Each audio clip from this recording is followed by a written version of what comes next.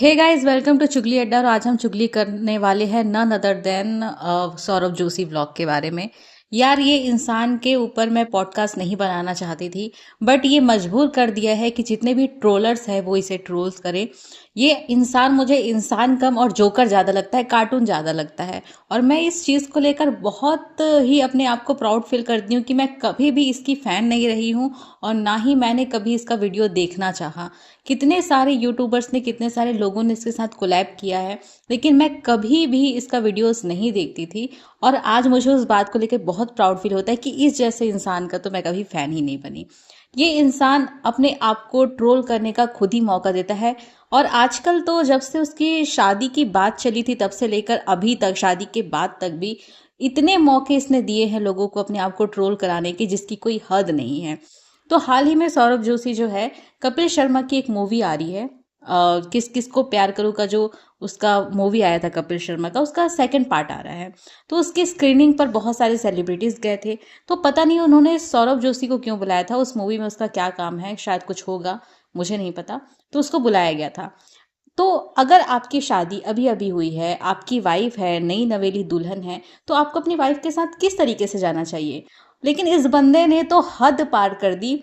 वो इस तरीके से चल रहा था जैसे कोई बहुत बड़ा सेलिब्रिटी हो। सलमान खान को भी उसने पार कर दिया था।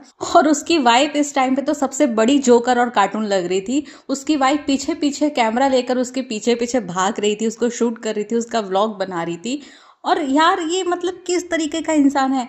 आप किसी ऐसे इवेंट पे गए हो जहां पर इतने सारे सेलिब्रिटीज है, बड़े बड़े सेलिब्रिटीज है, आपकी अभी शादी हुई है, आपको कम से कम उस टाइम पे अपना व्लॉग छोड़कर अपनी वाइफ को साथ में रखना चाहिए, साथ में जाना चाहिए, साथ में फोटोशूट कराना चाहिए। जो वहां पर मीडिया वाले थे, पेपराजी थे, वो उनको कह रहे थे भाई भाई भाभी के साथ एक फोटो देते, तो भाभी तो वो कैमरा लेके पीछे पीछे भाग रही थी, जैसे उसकी कोई वो असिस्टेंट हो या फिर कैमरा मैन हो, वैसे उसके पीछे पीछे भाग रही थी। वो दिख ही नहीं रही थी उसके साथ में।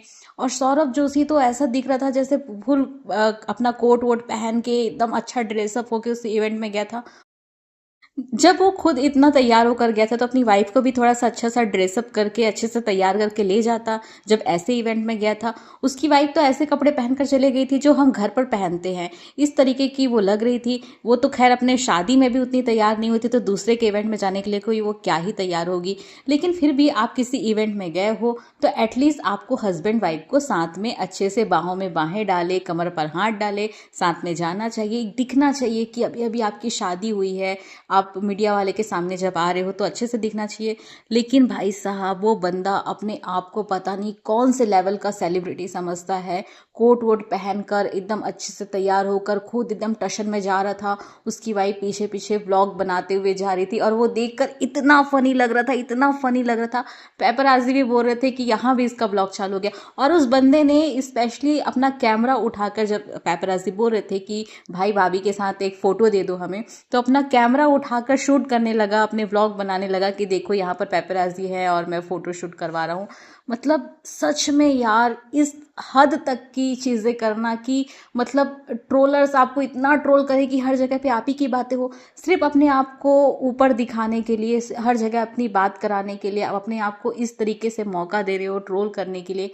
अरे तुम तो ट्रोल होते रहोगे, तुम तो एक, चलो ठीक है, यूट्यूबर हो, सेलिब्रिटी भी समझ लेते हैं कि तुम हो।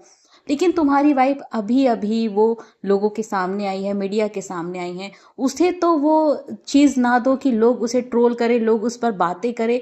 उसको क्यों जोकर बना रहे हो अपनी तरह, और वो खुद जोकर बन रही है। पूरी शादी जब उसकी हो रही थी तब भी वो कभी एक केयरिंग हस्बैंड की तरह दिखा नहीं, और ना ही शादी के बाद कभी केयरिंग हस्बैंड की तरह वो दिखा।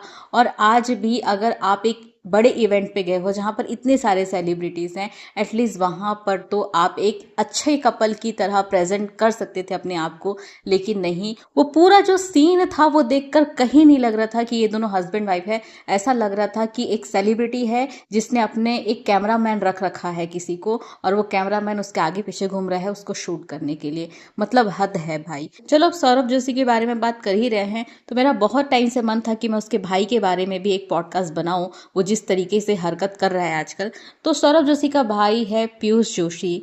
तो आजकल जब से सौरभ जोशी की वाइफ का फेस रिवील हुआ था, उसके बाद सौरभ जोशी ने अपनी साली, जिसको वो बेनी या फिर पैनी पता नहीं कुछ तो बोलते हैं उसको, उसका कुछ निकनेम है, तो उसका फेस रिवील किया।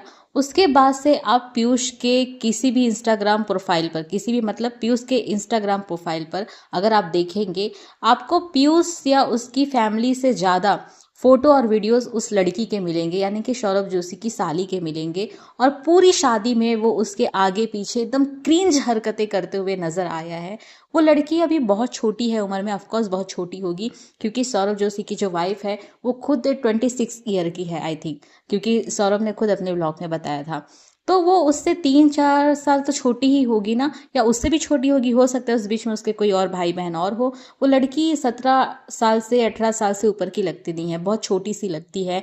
उसके आगे पीछे वो पीयूष घूमते रहता है, कहीं से भी उसके फोटोज और वीडियो उठाकर अपने इंस्टाग्राम आईडी पर, अपने यूट्यूब पर वो डाल देता है बिना उससे पूछे। और क्या ये सारी चीजें उसके घर वालों को या खुद उसके सौरभ जोशी को या उसकी वाइफ को नहीं दिख रहा होगा कि वो किस तरीके की हरकत कर रहा है उसकी बहन के साथ? लेकिन पता नहीं, कोई कुछ बोलता नहीं है। और ये तो साफ साफ देखने को मिला जब उसकी शादी थी जिस दिन, उसके बाद सब डिनर कर रहे थे, तो जब बात चल रही थी कि इसके बाद सौरभ के बाद किसकी शादी होगी, साहिल की या पीयूष की, तो पीयूष कहता है कि अभी तो मेरा टाइम है। और उधर देखकर उस लड़की से बोलता है, उसकी साली से, कि आपकी एज कितनी है अभी, मतलब तुम क्या कहना चाहते हो? और इतना कुछ हो रहा है, किसी को भी एक नज़र में पता चल जाए कि उसके मतलब क्या चाहता है वो उस लड़की के बारे में उसकी क्या सोच है। किसी भी फैमिली मेंबर को समझ नहीं आता कि वो किस तरीके की क्रिंज हरकत कर रहा है। चलिए ठीक है, हम मान लेते हैं कि वो लड़की अभी छोटी है, टीनेजर्स है, उसको नहीं समझ में आ रहा होगा कि उसके साथ क्या हो रहा है, या फिर समझ में भी आ रहा होगा तो भी इस उम्र में ना कोई जब हमें अटेंशन देता है तो हमें अच्छा लगने लगता है। तो हो सकता है उसको अच्छा लग रहा होगा कि कोई उसे अटेंशन दे रहा है, कोई उसे देख रहा है, कोई उसे स्टॉक कर रहा है। लेकिन अगर ये हरकत आगे चलकर कुछ गलत तरीके में बदल गया, कुछ और ज़्यादा कुछ हो गया, तो फिर उसके साथ क्या होगा? जरा सोचिए। अभी से ही उस लड़की से बिना पूछे उसके फोटोज वीडियोस वो अपने इंस्टाग्राम प्रोफाइल पर शेयर करता है, उसके फोटोज, वो भी रोमांटिक गाने के साथ, मतलब ये दिखाता है कि मैं उससे, मतलब कुछ है मेरे दिल में उसके लिए। और उसकी फैमिली को कुछ समझ में नहीं आ रहा है। ये कितनी बड़ी क्रिंज हरकतें हैं। और शायद समझ में आ भी रहा होगा ना तो सौरभ जोशी कुछ नहीं बोलेगा, क्योंकि जो इंसान खुद अपने आप को ट्रोल करवा सकता है, जो इंसान अपनी वाइफ को ट्रोल करवा सकता है, वो क्या अपने भाई को, अपनी साली को ट्रोल नहीं करवा सकता? क्योंकि उसको अच्छे से पता है कि अगर ट्रोलिंग होगी तो नाम होगा, भले ही नाम बदनाम क्यों ना हो, लेकिन हर जगह मेरे ही चर्चे चलेंगे। तो वो जानता है कि अपने चर्चे कैसे चलाना है दुनिया में। इस तरीके के ट्रोलिंग होती रहेगी तो दुनिया में उसके चर्चे होते रहेंगे। इसलिए मतलब एक इंसान अपने कंटेंट क्रिएशन में, अपने ब्लॉग के लिए इतना गिर जाता है कि मतलब कोई उसे कितना भी बुरा भला कहे उसको फर्क नहीं पड़ता। चंद पैसे के लिए अपने ईमान, अपनी इज्जत, अपनी सब कुछ बेच देते हो। मतलब आपको बिल्कुल भी फर्क नहीं पड़ता कि दुनिया आपके बारे में क्या सोचती है, क्या कहती है, बल्कि आप एक कोने में बैठकर उसके मजे लेते हो। जब उसे लोग उसके शादी वाले डांस के लिए ट्रोल कर रहे थे कि तुमने डांस अच्छा नहीं किया, उसने उसका भी मजाक उड़ाया। जब अभी दुबई गया था अपनी वाइफ के साथ घूमने के लिए, तो वहां पर सेम वही डांस करके लोगों को जला रहा था कि भले तुम मुझे कितना भी ट्रोल करो, मैं तो ये करूंगा ही। तो इस तरीके की बेशर्मी पे उतर जाते हैं लोग चंद व्यूज के लिए, चंद पैसे कमाने के लिए। खैर, हमें क्या करना है। आज के पॉडकास्ट में बस इतना ही। मिलते हैं अगले पॉडकास्ट में। Till then do like and subscribe to my channel. Thanks for watching.